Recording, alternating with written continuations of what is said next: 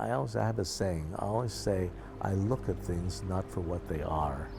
I look at things for what they could be. Allan, you've had tremendous impact on global cities. Uh-huh. You crafted the very DNA of communities, Correct. built their futures. Now you are turning your attention to Phuket with your new project, Sudara. The question is why? Sudara doesn't seem to be the biggest project in your portfolio. Can you help investors understand why Phuket, why Sudara is a viable project? Very easy question. I came to Phuket about 35 years ago on holiday, and Phuket was a place that was blessed by the weather, kind of blessed by God. Beautiful weather, beautiful beaches, beautiful sands, beautiful water, beautiful islands surrounding. And it basically had everything as far as Mother Nature is concerned. The great thing about Phuket and Thailand basically was the culture, the people. Most are Buddhists, and they all are very, very sweet, kind-hearted, and the food they have is magnificent, is great. Another thing that you do very well is spa, massages. And so you feel like wherever you're coming from, like you've gone to heaven. And so I kind of fell in love with Phuket when I first came here. And I started to look around because I started doing property development many years ago in Hong Kong. I built an area called Lan Kwai Fong that became a very, very well-known around the world nightlife area with buildings, restaurants, bars, clubs, a meeting place for people from all over the world. Anyone that was coming to Hong Kong had to visit Lan Kwai Fong. So when I came to Phuket, I thought to myself, this is a place that really you can kind of forget all your troubles, forget everything, you can really relax, literally. And the most important thing about Phuket, even in those days, was it was safe. S-A-F-E. You know, the world today, unfortunately, is screwed up in most part of the world. Asia, thank God, so far, we've escaped all that craziness. And I feel bad for countries. I've been all over the world, basically, during my adult life, traveling. It's sad for me to see what has happened in many, many countries around the world. In Asia, in Thailand, in Phuket, we don't have that kind of thing. That's not the culture. No country wants to overtake the other country. Everybody works together. And so that attracted me to Phuket. And I started at an early age just to come staying in hotels. And friends of mine built the Amanpuri Resort, which was very, it's very, very well known around the world. They started to expand, the hotel around the world. And actually was taken over by a Russian. and really making it into a real business. Before it was just kind of a nice little luxury brand, but he's really turning it into something different in many cities.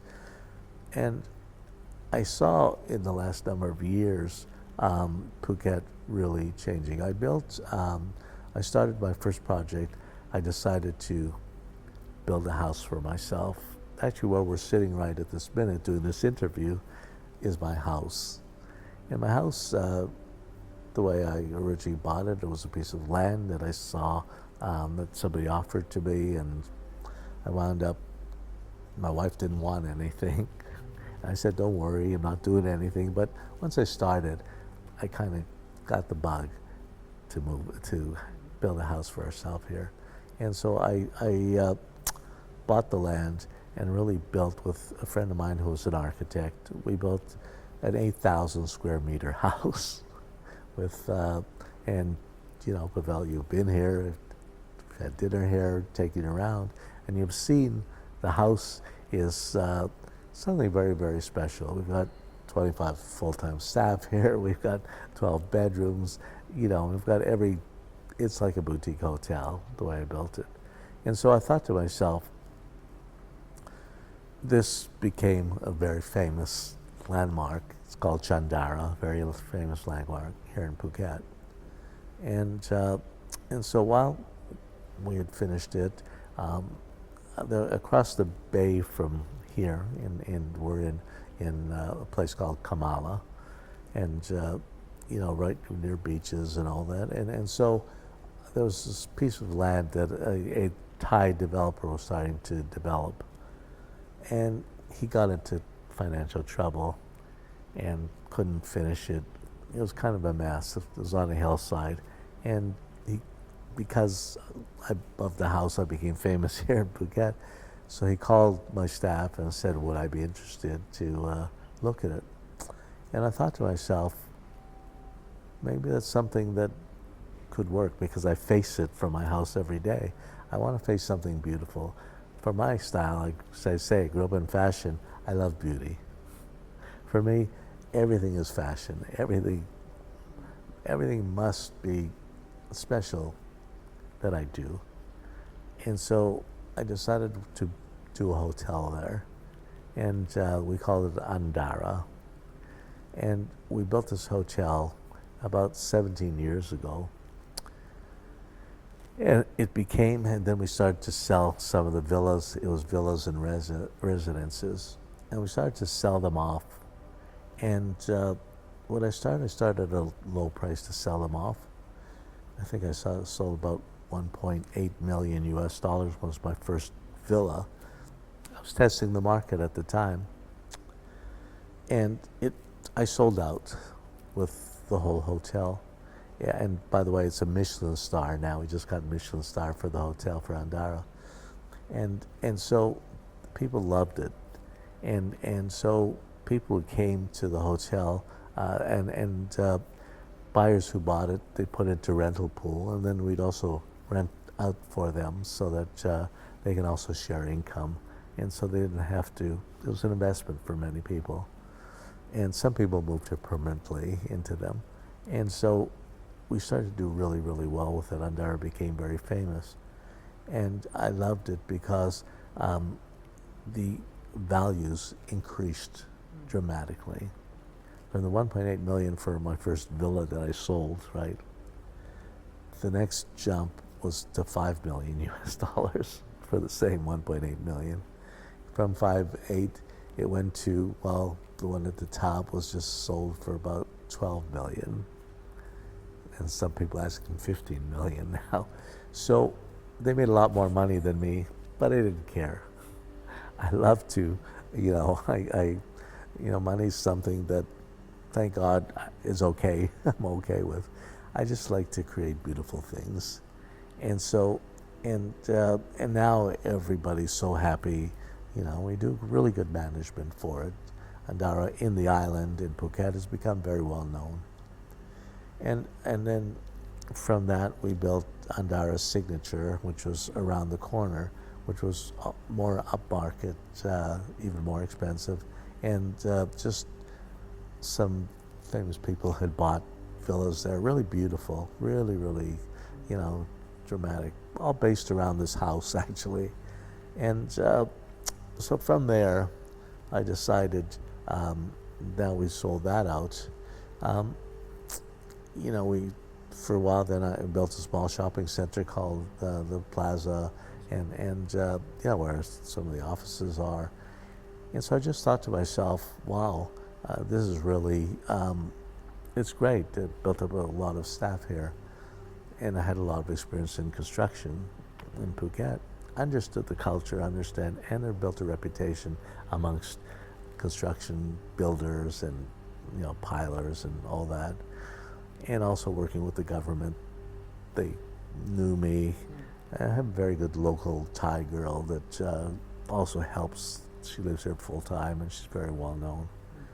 And at that time, a friend of mine came to me that he had land in Bangtao, where Sudara is. And he just didn't know what to do with it. He had it for a number of years. It was a nice piece of land right near the Bangtao beach. Walking distance to the Bangtao beach is 5 or 10 minutes walk. As I was talking to him, all of a sudden all these beach clubs came into being. There's, I think, 12 different beach clubs today, very famous. And there's a famous one called Catch Beach Club, which everybody knows here. And so I thought to myself, wow, I could see the potential. You know, I have a saying. I always say, I look at things not for what they are. I look at things for what they could be. I see things in my mind always different than many people. Many people see something, they all see the same thing. Those people that have done very good things, have become very successful, they look at things differently than the average person. And so it was just something I always developed myself. And so I thought to myself, wow, this could really be a great place. Especially, it was a hot place. And then we were surrounded by other projects that other developers suddenly decided to do because the area was a very hot area. A few blocks away from Boat Avenue, good restaurants, supermarkets, everything you want is within the vicinity. You got the beach, you got shopping, you got supermarkets. And so I thought, yeah, I see the potential for this. You know, I said to my partner, you know, who had the land, I said, okay, I'll come in. I'm interested, but we'll take the lead. We'll build it, design it, do everything possible and sell it because we have the whole team. We know from Andara. You know, in Andara, we have different nationalities in the building. I've got Russian buyers, I've got Chinese buyers, I've got Hong Kong buyers, Singapore, London, around the world, you name it. We have owners that, you know, so it's kind of like United Nations, but everybody's happy there. And so I thought Sudara, with the reputation we have, we'll build, instead of villas, we'll build condominiums there. 1 bedroom, 2 bedroom, 3 bedroom condominiums. And each one would be special. The other thing I did, because all the condominiums around the surrounding area all have parking outside. For me, those places look like a parking lot, you know, because when you have 500 units or 300 units, whatever, you can have 300 cars at least. And they're all parked outside, and it looks like a parking lot. Now, it costs a little more money to build underground parking because I like it to be landscaped, I like it to look green, I like it to be beautiful. I don't want it to look like a parking lot. Sudara, we said, would be first class. We have in-house designers, architects, and we designed what I feel is this beautiful project. The first building, first block, 3 blocks, will be 220 apartments, 1 bedroom, 2 bedroom, 3 bedroom. Beautiful pool in the center.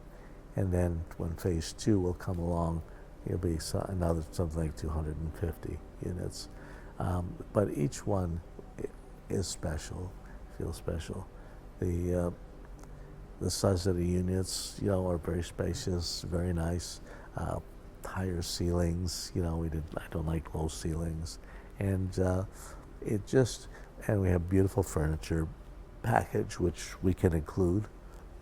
And at the moment, for this month, we're including the furniture package kind of as a bonus for early buyers who sign up. We've launched it as for Phuket low season right now, but we've actually sold quite a number. The funny thing is, we've also won the award for the show house, the show flat. We're best one in Thailand. Just from Property Guru Awards last month, we're awarded #1. and also best project. We won the award #1 as well. So people are starting to recognize Sudara. So when you say to me, yes, it's not the biggest project you've done, I do many projects. I have, at the moment, I have 3 big projects going on in China. I've got Hong Kong. We've got another 2 projects going on in Hong Kong. Some bigger, some smaller, but each one will be unique. Each one will be special. And what we do, we're value creators. People who trust us and buy, after a while, price goes up and they make money. I'm more interested in the buyer doing well. Of course, we like to do as well, but at the beginning, we want to put a good story together. That's the key. When you put something good together, when you build something special, people recognize it. People can understand, people can feel it. And they come in, and many people have no intention of buying something, but suddenly, that's the magic that Phuket has for you. Suddenly, you look at something, and the wife says to the husband, "Honey, let's get a holiday home." And of course now with the Russian market, of course, this is, I call it now, there's an area called Little Russia, because of, unfortunately, the war going on at the moment between Ukraine and Russia, which I feel very bad about, of course. But many Russians have now settled permanently in Phuket, and I love going to the supermarket and seeing the Russian people with their children, being put in school. I think you yourself are one of those, and so it's you moved here for a certain reason, and not because you think it's not a good place, but I think that people like you, really can enjoy a different lifestyle. So it's developed its own unique culture, its own unique society, and I love it. I love just seeing the really nice people who, have moved here from Russia, and they built their own little communities. Good thing about Phuket, there's great schools. There's an international school, which is probably one of the best in the world, and there's everything you can want here. There's shops, good shops, good shopping malls, and then of course a lot of people now, because there's been talk of the casinos, are going to be coming to Thailand. I am very involved with government and both here, and I'm also the chairman of WIN in Macau. I've been there for 26 years from the beginning. So I understand the business very well and very well connected with it. Basically, because the leadership here changed, Thaksin Shinawatra, who used to be the prime minister, has returned after 17 years and has returned back here. And so when he returned, and his daughter is now the prime minister, and so he's been one of the pushers, really, to get casino licenses. Singapore has casino licenses. Macau has casino licenses, and it seems to be a trend. Many countries now are issuing them, because they feel that it's a good tax. It's good for governments. Brings in a lot of tax that governments need everywhere. And so as long as it's done properly, Singapore did a very, very good job, because Singapore is a country that is very, very strict on everything they do. And so they want to make sure that they do it the right way. The model in Phuket will be modeled, in Thailand, will be modeled after the Singapore model.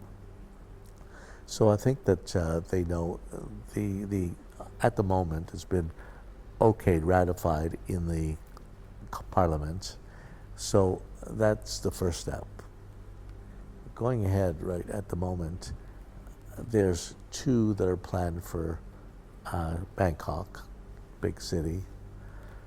There's 1 planned for Phuket, 1 planned for Pattaya,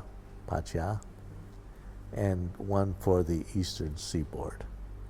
the industrial area where they want to develop. So those are things that will really bring a lot more tourists to Hong Kong. As we well know, people, for whatever reason, love to visit casinos, and it changes the whole fabric of if it's done right, like Singapore, there's no crime, there's no, it's all done on the up and up, and the Macau as well does a very, very good job at keeping in Las Vegas no different. That's where it all started. And so I think that even now, we're building one in an island just outside of Dubai. And again, you say the Arabs, it's against their religion, against the Muslim religion, but they're building it, and we're a 40% partner there. And so I think that that will also be another, because normally property values go up when casinos come, because then more people want to move there, more people want to come. There's bigger demand for property, and so I think that this is on the cards at the moment. It's been approved, so it's not a dream that some people have. It's going to happen. I know a lot of people are asking about it, but from where I come from, I'm involved in the business, so I know it's definitely happening. And so I think, as I say, Phuket is becoming well-rounded. It's really grown up as a city, and the government keeps changing. They have a love for it because it brings a lot of tourists and a lot of income to the government in Bangkok, which they like very much. And it's got the greatest thing about Phuket, the airport. They're expanding the airport in Phuket. We have now airlines from all over the world, direct flights that come here. So it's really an easy flight, especially Russia, because of all the Russians that have moved here. So many Russian airlines come here, and so it's a very convenient spot, And then Bangkok today is another city that is one of the great cities of the world. So much going on there. It's inundated again because people love the culture, Thai culture, and so that's an hour flight from Phuket, and so and also it's got great connections to so many different areas, and so basically, even in Bangkok, a friend of mine who actually owns Cafe Del Mar here, one of the hot beach clubs. She's Thai, and she's building a 10 million square foot shopping mall called the Bangkok Mall that's near the airport now, and it'll be a new mall. She has Siam Paragon, that's the best high-end mall in Bangkok, and then she's got 3 others that are very, very, very good, smaller malls, but very special, each distinct. And Quartier, and they call different names, and so I think that you're in great proximity surrounding you. Even Hong Kong for me is a 2.5-hour flight. Nothing, there's flights every day, So I mean, Phuket has become a very, very important area. Well, this is this is a lot of very, very useful information. Yeah. Thank you very much. Obviously, real estate market has seen a lot of growth over the last years. Some buyers, investors have concerns about Phuket being overbuilt, that developments are oversaturated, that could possibly lead to decrease in liquidity and decrease in prices. What would you respond to them? What's your thinking on that? Of course, people should always be cautious when they're going to make investments. I always tell people, be cautious. But if you have something that's great, yes, there's a lot of product being built at the moment. There's a lot of people that want to come here, a lot of people that do come here. One other thing I can say from Andara, we now have no low season. We're full all year round. Why? Because in the past, the high season started in October, and basically went usually until April or May, early May, and then from May until September was what we call low season.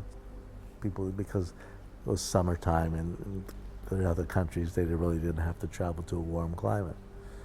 What's happened though is Mother Nature, God bless her, at that time of the year when we had our low seasons, the Middle East suddenly was getting 55 degree. Saudi Arabia, UAE, Dubai, temperatures 55 degrees, unbearable. So many people leave, and there's now direct flights, and so they come to Phuket, and so the hotels are full. In what used to be low season, today there's no more low season. So there's and there's so many new hotels that are being built, and we're just doing a Four Seasons hotel that'll be out in where we have a golf course in Aquella, and so I think that I don't worry about an oversupply because of the kind of place you are. If you're in a place that people don't visit, then you have potentially could have an oversupply. But I think that it'll take its course, and the buildings that are coming are not everywhere. So it's basically at the moment Bangtao, because it's a hot area at the moment. So you have a lot of product there, but most of them are name brands. You've got Banyan Tree can do something. They've been here. They've got a huge project here, a hotel, and well known, very well known. And so they bring more customers. More customers come with friends, and so not everybody wants to stay there or be there. And so what I found is nature takes its own course. I never worry about oversupply. If when the market is good, there's no oversupply. There's only an oversupply when the market is bad in the world. And especially here, it's normally not so bad because, as I say, it's always the weather. You live here now, the weather is just beautiful all year round. It's what we call paradise. Also, as you look at Sudara's units, layouts, and sizes, and overall project density, and again, we professionally studied the subject, and it's the lowest density in the area. Yeah. So which makes it actually fit for both short-term and residential living. Correct. Because I hate when you try to cram as much as you can. We're not the kind of developers that wants to get the last dollar out. Maybe it's wrong. It's never been my philosophy. Every business I'm in, I'm happy. There has to be winners. You can't always be the winner. Better to be that everybody's the winner. It's like a marriage. The wife is always right. so you have to have a winner. But basically, I'm joking. But basically, it's got to be win-win for everyone. And as I say, nothing gives me more pleasure, like with Andaro, to see that the resales. There's just been 6 or 7 resales. My manager was telling me, and they've all done really, really well. Nobody's lost money. So that gives me pleasure that I built something that really is everlasting and will continue as people move or sell for whatever reason they have. Some people need money. Some people, have can't come out to Phuket anymore. Whatever, So things are always for sale. In the secondary market, but as long as the prices don't fall dramatically. And as we well know, the inflation is very high in the world at the moment because our good friend the U.S. has created this high inflation, which I'm being sarcastic basically, but I'm not happy about it. But it won't always be that way. For 15 years, the interest rate was 0 basically, and the world did very, very well. Suddenly, Biden came along and inflation came into being. And so it's unfortunately because of the wars and all the other thing. And that's, I don't want to get into politics right now, but that doesn't make me happy. But so I think that, but as we can see, at least the cycle now is that the interest rate has started to drop. And I think that will just finish, was down 50 basis points, will come down probably another 25, 25, 25, and hopefully we'll get back down to close to zero soon. And so I think that again, and when interest is low, property is high because people can't keep the money in the bank. So I've always had those cycles. You go through, property is cyclical, high and low, and it depends. But once things are low, then I'm very confident that all the products you see will get taken up. And the thing is, people recognize the good products get bought quickly. The ones that are slower or not so nice struggle for a while. But I realize there's a buyer for everything. Depends on price. True, true. If you're not so good, you have to be very cheap.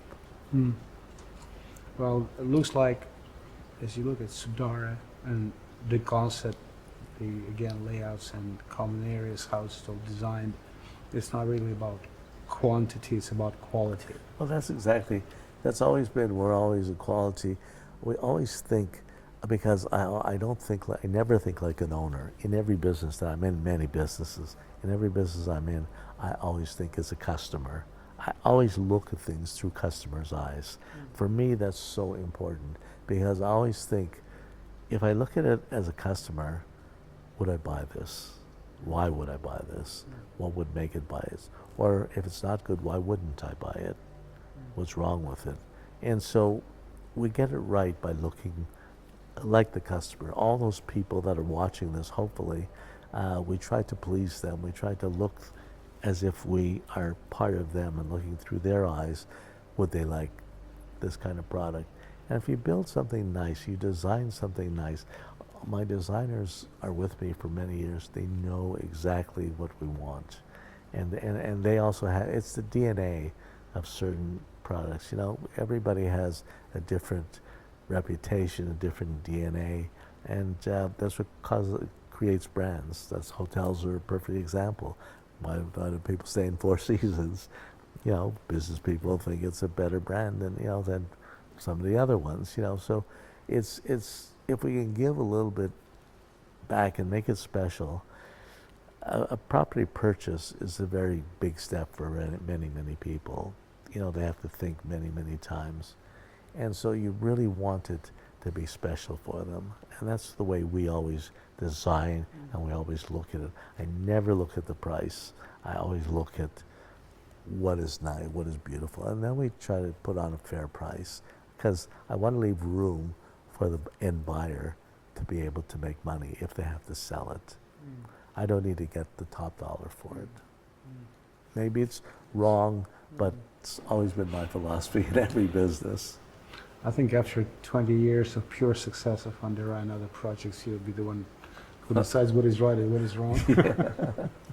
Well, it's worked for me so far, so, I don't change the system. Yeah, the track record, which is unbelievable. Yeah, generally, I just say a little luck always helps, you know. Okay. But you make your own luck, basically, you know, and that's, you know, if you work hard and you really appreciate it. And I really believe the fashion business really helped me to, because fashion changes 5 times a year, 6 times a year. Okay. You know, it's interesting. Every year, you know, hemlines for ladies, hemlines go below the knee, sometimes then above the knee, because the more in the fashion business, the more you can force change, you force people to buy more clothes. Right. Because this is last year's style, and so I need to be up to date in this year's style. And no different than, you know, so the fashion business really helped me to think ahead and think about tomorrow, what's going to be. So the kind of product we build needs to be kind of everlasting, you know, that is good today. Sudara has been 17 years. It's hotter than it's ever been. Because what we always do is we also, Sudara will be managed by Andara team, you know, and that's very, very important because you want to make sure that after somebody buys your product, that it doesn't deteriorate, that you don't just, they don't clean the floors, they don't have the management. Management is as important as anything else in a purchase. That's my advice to whoever's going to buy anywhere. See who's managing the project. And it's and I know many places have like these huge companies that manage and all that. Then you're a commodity. That's okay if it's a commodity product. But if you're a specialized boutique product like Sudara is, you make sure that the management is really, really important. So if you go to, well, this house we built 18 years ago, it's like brand new, because every year we upgrade, we make sure everything, because we're right on the sea. And Andara, if you walk through to Andara now, we just finished, it's, you know, it's the time of the season, we upgrade every year to make sure, you know, repaint, putting in new pumps, you know, all kinds of things, just to make it better and better. It's very, very important that the after sales are as important as the pre-sales. Right. If Andara has great management, as everybody knows, since we just won a Michelin star, you know, because of it, and it's 17 years old. This house is 17, 18 years old. Looks like brand new. People can't believe that it's, you know, we built that long ago, and that's really something that is really important for us. Because once you build something, it's a crime if you let it deteriorate.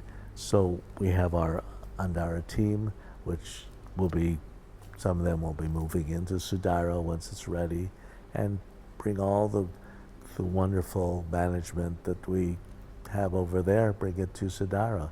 And you know, that's really something that I think we excel at, and I think that will also enhance the values of Sudara. That's another very, very strong distinctive differentiator for Sudara, for us and for our customers, meaning that what you normally hear is that a developer is planning to either give the property for management to, like you said, big companies, some big company, or they plan to create something, and at the time of buying, the customer has no idea what to expect.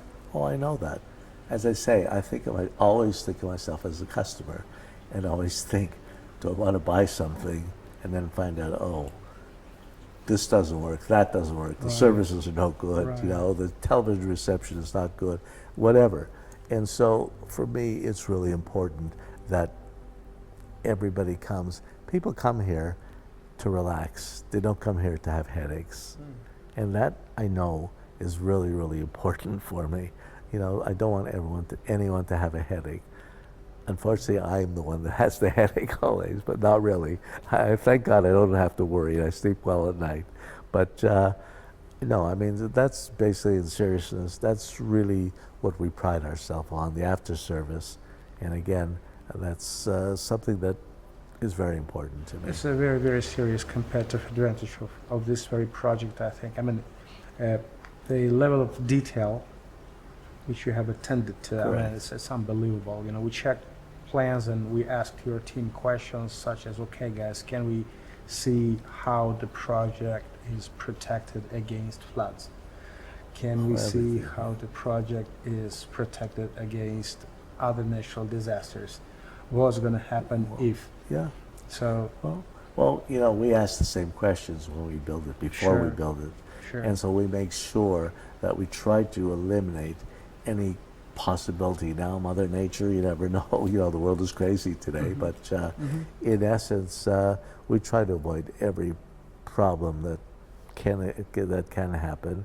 And even if it does, we're able to fix it very, very quickly. You know, and so I think that's the good thing. We are aware of everything, and many developers, when you say there's a lot of products, are new developers here.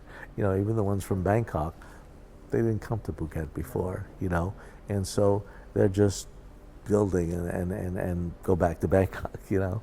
And so, but not us. Have a home here. Well, So that's- this is something, and it's a big home, and it's something that I'm here because I love it, and I'm here once every 6 weeks, you know, once every month, you know. It's really, really important that we watch our business to make sure that, you know, it's not just here, but I'm in China. I travel a lot, you know, and I just want to make sure that everything is good, and we have good people working for us, so that's the key. That's another question which we also had prior to meeting you and talking to your team. Okay, Allan has substantial portfolio of projects. What would guarantee us that Allan would have resources, energy, time, first of all, to devote to a project which does not occupy such a significant spot financially in the portfolio? I'm very happy that you came to my house and you saw my house. Yeah. This is the magnet. Yeah. When you have a house like this, Yeah. no matter where you are, it's very unique. It's something very special. I've had very many famous people staying here, visiting here. They just love it, you know. And so that's something as well. When you have something that is special, Allan, I'm sorry. Can you name just a few people who stayed here? Or not really? I'd rather. You'd rather not? I'd rather not because Okay. Okay. you know, those people mostly are famous and like privacy, Okay. but it's, you know, I mean, you know, they're friends basically, and I just think that coming here, you know, my family as well. I have a son and daughter and grandkids, and you know, and they love it. They love coming back, you know, and whenever school is out for the grandkids, you know, or holidays, this is where they come and spend time here, and so that's really something, you know. Listen, during COVID, when the world was going through COVID, which was difficult for everywhere in the world, my son stayed here for almost 5 months with his wife and kids, and I think they had 20 people here, all friends, staying, you know, for the entire, because it was safe, you know. And so none of them got COVID, and so you know, this is a place. This is what luckily brings me back, and so that's and just my sense of responsibility for everything. And whenever I do, really, if I can't be there, make sure somebody's there to. I know exactly what's going on. We have a very, very good team, and we're constantly, even from Hong Kong, monitoring. I have very, very good people. Yeah, it's another thing I was about to mention, that you have your people, some of them who have worked with you for 20 years. Yeah, Long termers. some long termers. some 30 years. Some 30 years. So Yeah. I have a question from a different hemisphere. How would you describe your leadership style? I mean, how do you drive so many things at one time with same people? I mean, It's a good question. I ask myself the same thing. No, but basically, all businesses are the same. Everything is about a product, and how you present the product, how you put the product together, and it's about leadership. You know, staff. I always say in my world, there's no bad staff, bad bosses. If you have a good boss, then the staff is happy, because staff comes to work every day wanting to know what's expected of me. They need leadership. When leadership is not there, if a boss doesn't really work, you know, just pass it on and doesn't really plays golf all day and that kind of thing, you don't have the respect of your staff. The good thing is I have staff almost all over the world. Before, as I said, I had 35 offices around the world. Every staff respected me. Every staff loved me. Even each one was a different culture, from South America to Egypt to Bangladesh, you know, developing countries. I mean, I was in Korea when it was under curfew in those years. You know, you have to be off the street by midnight at night and till 4 in the morning, you know, in South Korea. Just, I've experienced every kind of things, you know, and I just think that it's up to leadership, you know. And the good thing is I'm a people person. I love people, and I can work with almost everyone, and they look up to me, and I try to guide them in the way that I think is the right way. And I'm not always right. I listen. I listen to people, and I learn from people. You learn every day, and it's amazing. Those people that think they're the smartest in the world are not smart. What's in that point? Let me ask you a very important question. What's the most important thing you are looking in people? But one thing, one trait, maybe, when you're looking at The thing that I look at in people is really their dedication. Dedication. Yeah, dedication is very, very important. If they're really dedicated to a product, some people are smarter than others. Some people have better, are adaptable to doing things better. But you can tell it. And if somebody's not as good as somebody else, you work with them. And it's amazing how you can get them up to a certain level. People are people. We all had a mother. We all go to the same place. The richest man in the world with his taxi driver wind up in the same place. Sorry. I read your story, your life story, very rich story, in rich in events, rich in overcomings. You said that you made your first $1 million when you were 19 years correct. old. 19 years old. If you go back to your 19 years, I'd like to. and then you flash forward to current date, what's the most significant change has happened to Allan Zeman? I think, as I say, every day I learn something new. I'm very positive. If I can give you some advice, be positive, be confident in yourself. If you have confidence and you're positive, you can do anything. You can move mountains, basically, and be a good person, caring person. Think about the other people, always. Don't just think about yourself. And I learned, since I was 19 years old, obviously, I did very well at a very young age. But unfortunately, my father died when I was 7 years old, and I grew up without a father and a mother that came from a very moderate family. I didn't have money, I lived in Canada at the time, and my father didn't have a will. And in those years, if you didn't have a will, the government took all the money that you had. So we really didn't have money. But I just, mine was a story of if you don't have it, you make it. And that was exactly, I learned a long time ago that for me, think positively, think about tomorrow. Don't think yesterday. You can't change the past. The past is gone. You can learn from the past. The future you can change. So you learn from the mistakes of the past and you don't apply them to the future. So that's something that really helped me to guide me through all the years. And traveling and learning from different cultures. The more you travel, you see the world is a very fascinating place. Every culture is different, but basically we're all the same when it comes down to it. It's I was saying to you earlier, why was the world created where everybody speaks the same language? Why do you have to translate what I'm saying to Russian? Why can't we speak the language that everybody understands? But as I said earlier, jokingly, that AI will change it all. We'll all be speaking AI language. But I think that, and be prepared. I'm always prepared. I learn to be prepared for change because the world is constantly changing. You have good years and you have bad years.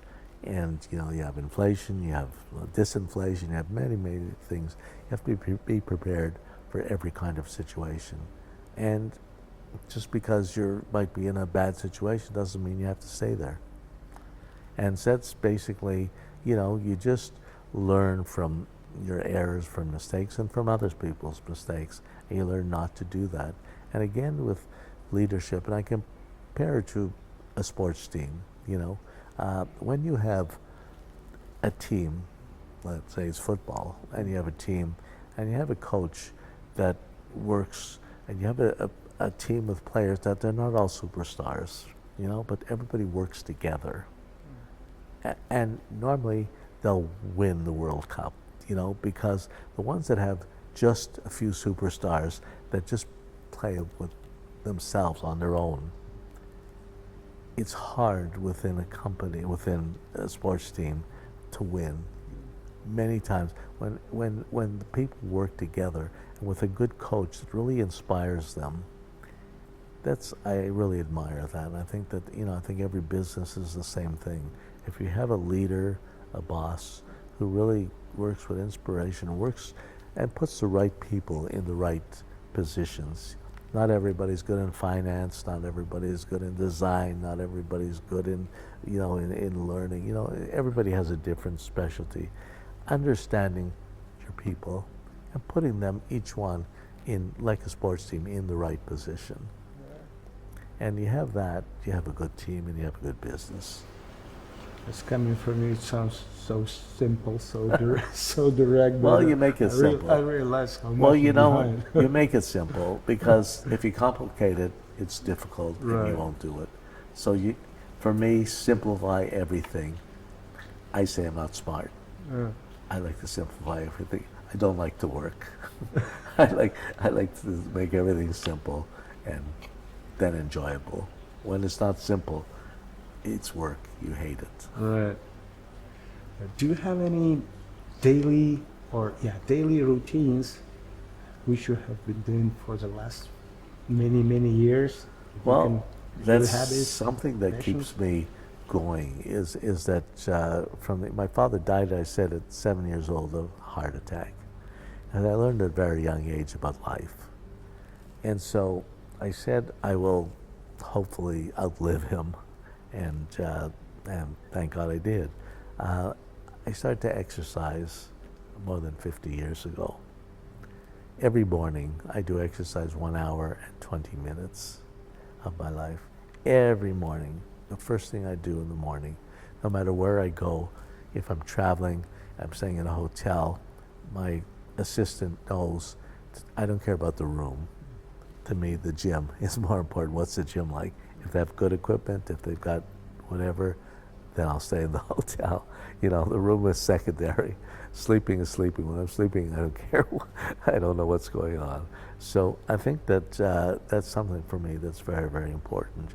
And I think that exercise in the morning, really, your body needs that, especially if you're in a lot of stressful jobs and a lot of things. You need a chance for release. And I'm trying to go to 150 years old, and with new technology, AI, it might be there. You never know. I sit on the board in Hong Kong with Sanatorium Hospital for 16 years, so I know a little bit about medicine as well because I'm on the board. And so, I mean, if you're healthy is eating. I eat very healthy. I try to, be pescatarian, like vegetarian, but I eat fish for because for energy. But I don't eat fried food. I find myself at night, I don't like to eat I don't like to eat it very heavy. And so it's helped me a lot, because it really, knock wood, I've been pretty healthy all these years. And in general, long may it continue, because, you see so many people. And really, there's a saying, you are what you eat. Mm-hmm. And people kill themselves basically by eating the wrong food. I saw quite a few video materials with you. You're quite a connoisseur of art. It looks like you love art. Yes, I love art. I just walk around this house and you see a lot of statues and I love culture. Art is something that is an inspiration. It's somebody else's inspiration that is very talented, that's been able to put something either in a sculpture or on a canvas, and it really is something that you really it provides a lot of satisfaction, a lot of happiness, and I don't look at the art because I'm buying it for investment or that kind of thing. Normally, if it's good and you like it, the price will go up.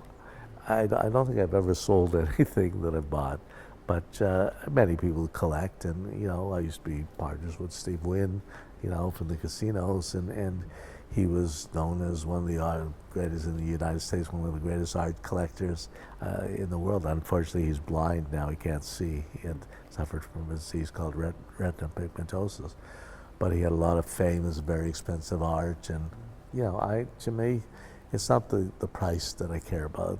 It's really I care about if I like it. If it makes me feel happy, I like it. And art is it's about culture. It's about it's beauty. As I say, it's fashion. Right. Well, we started with culture. We're finishing with culture as well. Yes. It looks like that really is something that you could call a bit of a driving force. Interest. Well, as I said, I started at the age of 16 in the fashion business. Right. And it really, to me, the world is all about fashion. Everything they do, whether it's technology, whether it's whatever it is, whether it's medicine, it's fashion. And so I've grown up that way, and it's a good world to live in.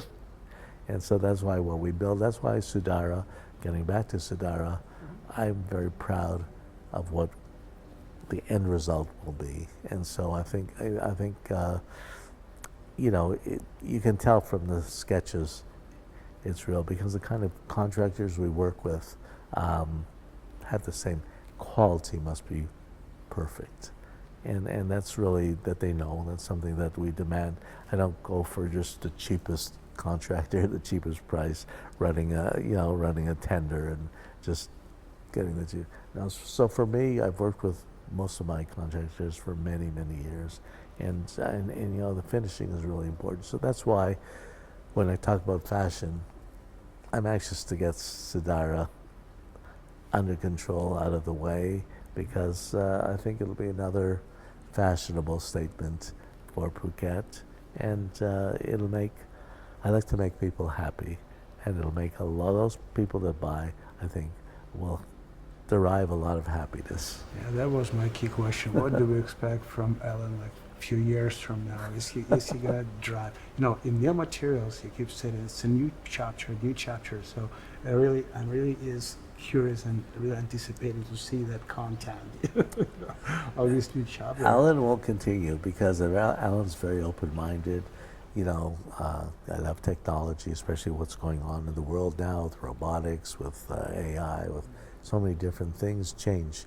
And the world, everybody better be prepared for change, because the world will be changing very dramatically. EV cars, before we used to fill up your car with gas, it's gone. Now it's China, it's all full of only electric cars, And so as long as, I'll be the first one, even at my age, I accept all the new things. I love them, as I say. And I think people have to expect that, really accept all the new changes going on. The faster you accept them, the better your life will be.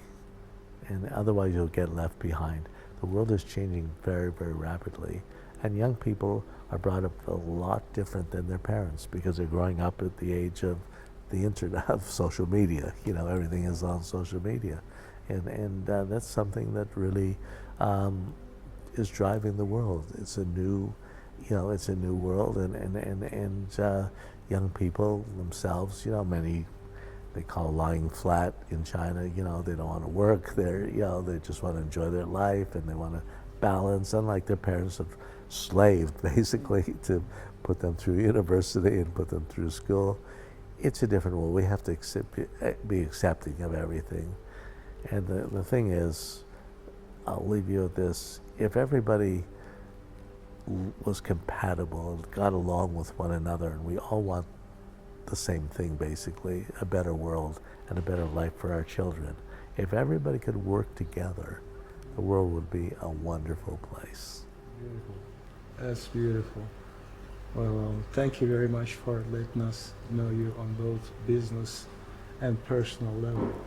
That's Pavel, special. Thank you very much. we just met, and I really feel you're a person that really understands things and really appreciates things, and gives a lot of thought to it. I think that's very good as an agency for customers, you want somebody like yourself or like your agency that really takes time out to really do their homework.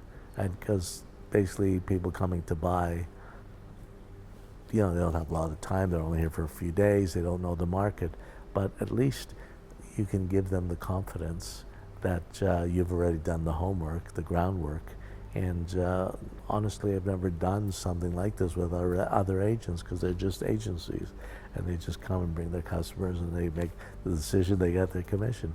But you work at it, and I think that that's something that is very admirable for me, and that's why I take the time to spend with you, and I enjoy it because I think that I can see you're passionate about what you do, and so am I. So we're a good combination. Thank you. Yes, we do study. We do our homework. That's true. Out of 180 projects we have now, just a few are investable per se, and just several of them are good to invest. Yeah, That's yeah. why I was so keen to meet you, so keen to talk to you and to your team, because you get that. You need to understand. You need to understand. It's every project is somebody's dream. You Yeah, see? of course. That's Somebody's exactly right. dream. That's exactly And then right. our investors, they have their dreams as well. So Yeah. we ourselves as a bridge. Unfortunately, some people have nightmares, not dreams. Then it's a problem. But no, There's a different I'm cure for joking. that. I'm Different cure joking. for that. Yeah. But I'll The leave project you. cannot cure that. I'll leave you at that. But no, but I respect you for what you do, Thank you. and I'm happy to have sat here, and hopefully your audience and your Yeah. buyers, investors will understand who we are, what we do, and hopefully we can give them a little confidence to make the move. And one thing I can guarantee you, they won't be unhappy. That's key. That's absolutely key. Thank you very much. Thank you very much for Pleasure. your time and Okay. for what you shared on it, both, again, business and personal. All respect, and thank you for letting us be part of the project. Thank you for your product. My pleasure. Okay, thanks.